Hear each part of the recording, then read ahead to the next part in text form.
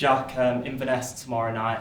How seriously, obviously you want to win a cup competition, but with the Edinburgh Derby on Tuesday, do you have to prioritise to an extent? No, I mean the fixture on Tuesday is of no relevance at the moment. Our preparation this week post Livingston has been all about this game on Friday. We spoke immediately after the game on Saturday about the significance of this game, the prize at stake for us if we win it, and then the potential prize if we can keep winning games in the tournament. So we've set out from the first match we played in the tournament against Dundee United to try and win the competition. It's a realistic aim for us, and so far we've navigated ourselves well through the tournament, and hopefully we'll continue that tomorrow night. I remember you saying that Dundee United, the gap between the top of the Championship and mid-level Premiership sides isn't that great, and I guess it's the same with Inverness Caledonian Thistle sitting second.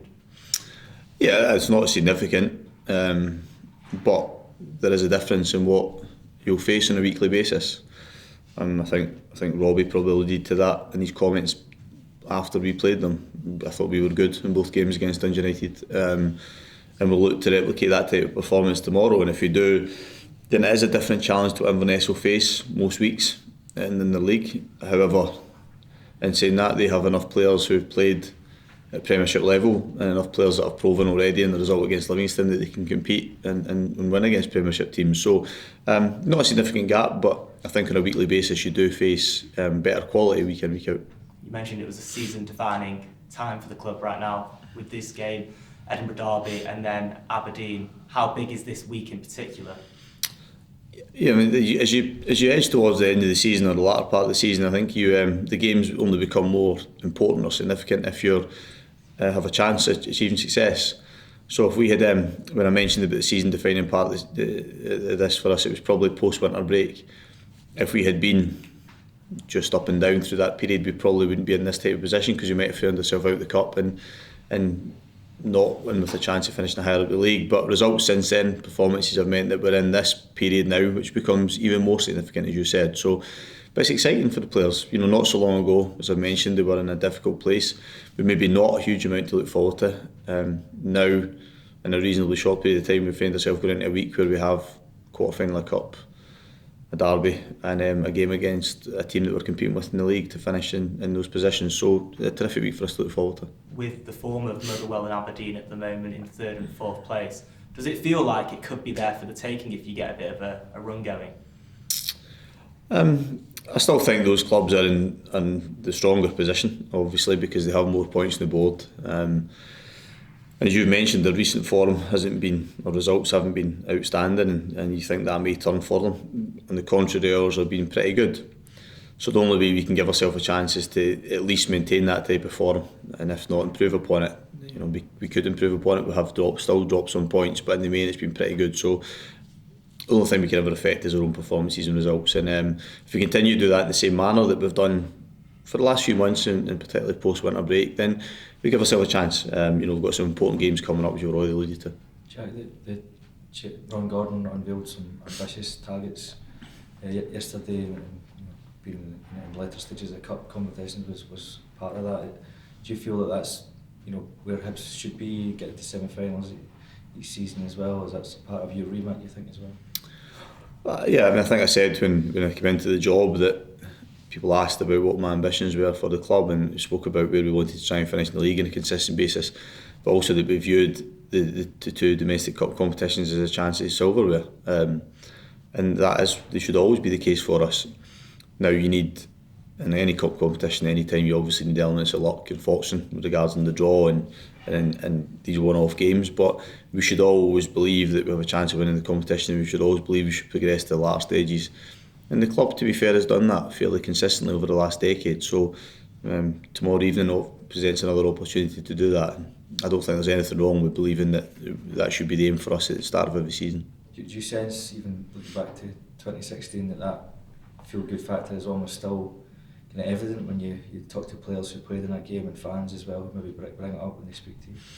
Well, I think the dynamics around being involved in the cup have probably changed on the back of that victory, because I can only imagine what kind of questions I would be getting asked if they hadn't been successful that year, and the fact that we have another quarter final and it's only two wins away from the final and 3 wins away from winning the competition. So that that Alan and his squad alleviated some of the pressure. There should always be pressure on to win it, but alleviated some of the significant pressure that probably a lot of other people had felt. And for the players that were involved in it, yeah, I mean, that would remain special to them. I don't think that, I mean, certainly I don't think if should we get there again and should we be successful that it would feel any less special, but I think the fact that it was won in 2016 certainly probably helps me a little bit. Going back to Ron's comments yesterday and his ambitions for growing the revenue and then being able to reinvest that in the first team, does the thought of being able to spend a lot more on this team excite you, just in terms of where Hibs could go with the bigger wage budget, with being able to bring in more players, higher quality players? I think probably for me, obviously I'd heard Ron's presentation prior to last night as well, and it's part of the attraction for me coming to the club in the first place, because when I met him initially, I had a kind of feel for what he wanted to try and achieve for the club. So it's not, I don't view my position as being one that's simply about being able to spend lots of money. It's about trying to be part of a club that progresses and becomes better. I've always viewed, whenever I've leaving clubs at any time, hopefully I've improved them and strengthened them and what I can control. So, but naturally, if we find ourselves in a position further down the line that we're able to recruit even higher quality players in one or two positions, then there's an obvious benefit to do that. But you have to use the resources in the right way as well. But I think as a bigger picture, his ambition and his plans for the club, I think, are exciting for everybody that's involved in the club, those that follow the club and those that currently work with it. Because obviously one of the key parts of it as well was the trying to fill Easter Road each week. Do you think the way you want to play football and attacking football and scoring goals, do you think that maybe helped you get that job, because that is the way of getting punters in, isn't it, as well? In terms of getting it, helped me get the job, I don't know, you'd have to ask other people that obviously made that decision, but I've always felt as if it was a good fit for the club, and I think we've hopefully shown that over the last few months as well, because there's an expectancy upon Hibs to play in a certain way. I think it helps attract people to the game. Certainly from my experiences, the probably easiest way to fill stadiums is win. And ideally win in the nicest possible way in the eye, but the truth is, if you win then and you're winning most weeks, then people will come and watch, because I think we all get romantic about just wanting to go and watch nice football being played, but if you have an affection for a club, then generally you just want to go and see it win. So they can go hand in hand, but certainly for us it's about making sure that we have a successful team on the pitch, and that should help us with crowds, etc. as well. What do you make of the job that John Robertson's done with Inverness? It doesn't surprise me, because he's somebody that I've came across a lot.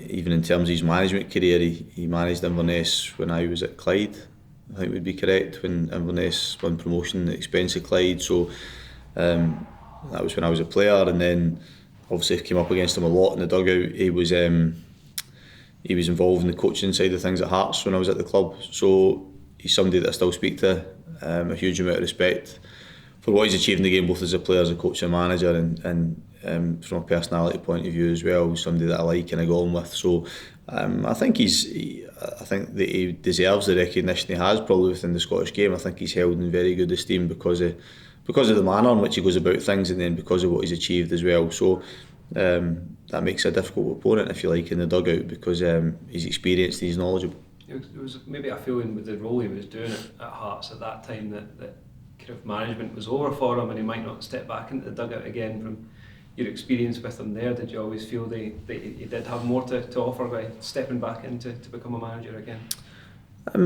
Yeah, difficult to say. I think sometimes there's other things going on in people's lives that can determine how much they have an itch to manage, because it's a stressful job at times, and it can take out a lot of your life, and depends what you're prioritising at certain times. But certainly the one thing he did have was a huge appetite for coaching and working with players, and trying to make them better. So I think that I never felt that I'd ever diminished with him. I think that hunger was as strong as ever, and that's probably shown in how he's settled back into management and the success he's had. He took them to the semi-final last year. He's obviously a manager who can get his team really kind of fired up for cup games that make them pretty dangerous opponents. Yeah, the fact that they've consistently probably challenged at the upper end of the table now in the Championship, and then As you mentioned, the record in one-off games in cup competition would be very good, in the Challenge Cup as well. So it makes it. I think when you get to the quarterfinals of the cup, you very seldom you get an easy game and a straightforward tie for a variety of reasons. So we have a lower at home. We know it's a difficult match against dangerous opponents, and they showed that in the last round of knocking out Livingston. But we're in a good place at the moment, which is great for me. You know, going into this type of game with a squad that is confident and playing well makes me feel positive about the game as well. You just spoke to Jamie Gullen. What have you made of him since he came back from Wraith? I've been really impressed by him.